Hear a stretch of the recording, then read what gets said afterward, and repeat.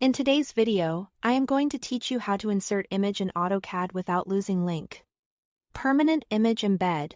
If you've ever shared a drawing and discovered that the image shows up as missing because the external file wasn't included, this method solves that problem. We will use OLE, or object linking and embedding. So the image becomes part of the drawing file itself and travels with it wherever it goes. First, open your image in Microsoft Paint. Any common format like PNG or JPG works fine. Opening it in Paint is a simple way to ensure that what you copy will paste into AutoCAD as an embedded object.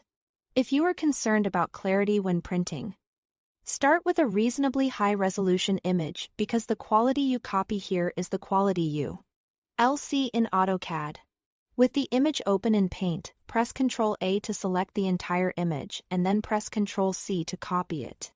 If keyboard shortcuts aren't your thing, you can use the Select All and Copy commands from the menu. Either way, the goal is to have the full image on your clipboard. Now switch to AutoCAD and make sure you are in the drawing, model space or layout where you want the image to live. In the command line, type paste spec and press Enter. Paste special is the key step that tells AutoCAD to embed, not reference, the content you copied. You'll see a dialog with options. Choose Paintbrush Picture or Image Entity, depending on what appears in your version. Both options create an embedded object rather than a linked external reference, which is exactly what we want. Avoid plain paste or the raster reference tools here, since those can create links back to external files. Click OK, then click in your drawing to place the image. It will come in as a single object you can move into position. If you need to adjust its size, use grips to scale it proportionally. For visibility and plotting control, consider placing it on its own layer.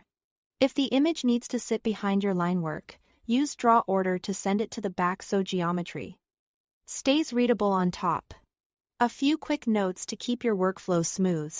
Because the image is embedded, the DWG file size will increase, but you won't have to manage a separate image path. Also, changes to the original image won't update automatically.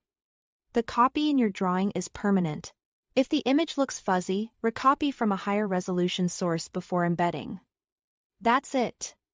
Thanks for watching.